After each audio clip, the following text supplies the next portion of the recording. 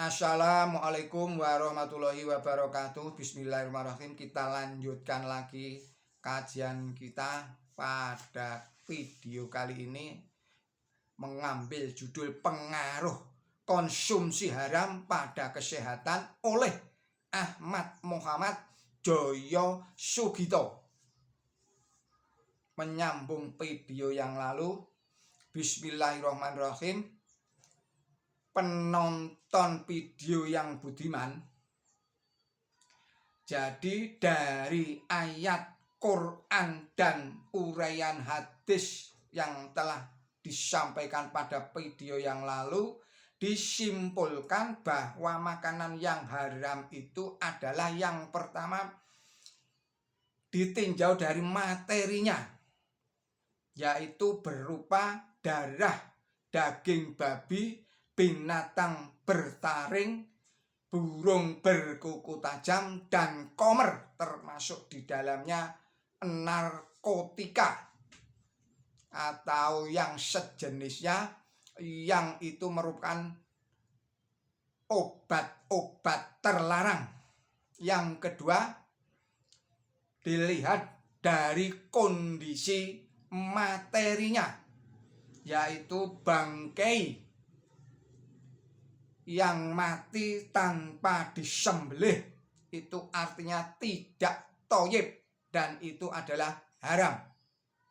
Yang ketiga, ditinjau dari kondisi spiritual, yaitu hasil perbuatan haram,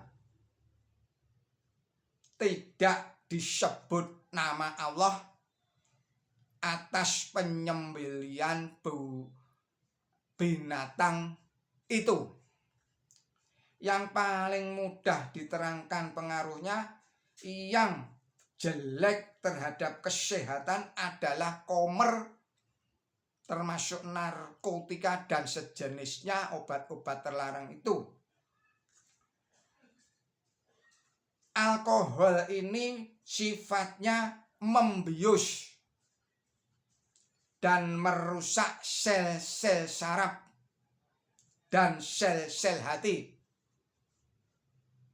Kalau saya sebut komer, ini artinya juga menyangkut narkotika dan obat-obatan terlarang, biasa disingkat narkoba. Perusahaan ini tidak dapat dihentikan pada orang yang kecanduan alkohol dengan segala akibatnya, sampai kepada gangguan kepribadian atau dan merusak struktur hati serta fungsinya. Binatang yang mati tanpa disembelih mungkin matinya disebabkan oleh penyakit-penyakit fatal, misalnya antrak. Spora antrak ini tahan panas sehingga penyakit ini masih dapat ditularkan melalui daging dendeng yang sudah digoreng. Haramnya makanan yang tidak thoyyib, yang sifatnya subjektif, juga mudah diterangkan. Misalnya ikan belut bagi seseorang adalah halal dan thoyyib, dan untuknya menjadi halal untuk dimakan. Tetapi bagi orang lain adalah halal tetapi menjijikkan, sehingga menjadi haram untuk dimakan, dan yang sejenisnya dengan itu. Semua materi makanan yang terkandung di dalam butir keterangan nomor 1 dan nomor 2 serta nomor 3 yang telah diuraikan tadi itu, kalau dilihat dari sudut gizi, sifatnya baik dan kemungkinan adanya penyakit-penyakit di dalamnya dengan mudah dapat dilenyapkan. Mengapa ada golongan makanan halal dan haram? Apakah ini hanya merupakan sekedar latihan atau ujian takwa, ataukah ujian aslama bagi manusia?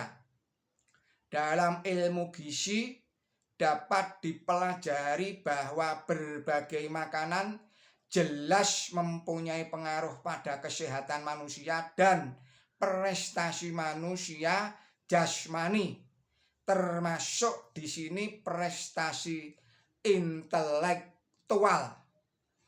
Apakah makanan juga berpengaruh pada kesehatan rohani, pada watak manusia? Pengamatan sepintas lalu di sekitar kita mengantarkan kita kepada suatu anggapan bahwa makanan berpengaruh pada watak manusia. Harimau pemakan daging sangat berbeda dengan ataupun berbeda sifat ataupun wataknya dari kambing pemakan rumput. Kambing, saya ulangi lagi, kucing yang sehari-harinya diberi makan nasi gudeg lain sifatnya dengan kucing yang diberi makan dengan daging mentah setiap hari. Untuk mencoba memecahkan masalah-masalah tersebut, marilah kita merenungkan sejenak hal-hal berikut ini. Sejak ilmu fisika atau ilmu kimia mulai dikembangkan, orang sudah memikirkan adanya bahan dasar asal yang membentuk zat-zat atau benda-benda.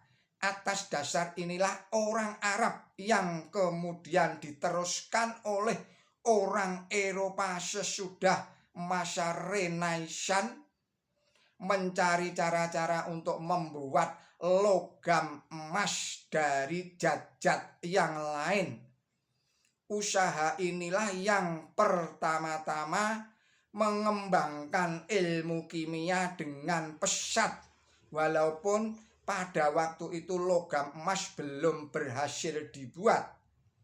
Mulai abad ke-19 dan sampai sekarang berkembanglah ilmu fisika dan ilmu kimia dengan lebih pesat lagi. Pada waktunya dikemukakan teori atom dengan komponen proton, neutron, dan elektron. Proporsi jumlah dan struktur komponen-komponen inilah yang diketahui menentukan sifat elemen. Maka disusunlah sistem elemen Mendelejev. Dari teori atom yang masih sederhana itu, orang sudah dapat menarik kesimpulan bahwa sifat atau watak elemen-elemen tertentu oleh jumlah, proporsi, dan struktur komponen-komponen dasar. Suatu elemen yang mempunyai struktur tertentu mempunyai sifat atau karakter tertentu yang dia bawa kemana saja ia berada. Kalau elemen satu bergabung dengan elemen atau elemen-elemen lain, yang dengan demikian terbentuklah struktur lain, maka lahirlah sifat atau watak lain yang menjadi ciri bentuk gabungan tersebut. Demikian video ini, kita lanjutkan pada video yang lain. Billahi taufik wal hidayah. Wassalamualaikum warahmatullahi wabarakatuh.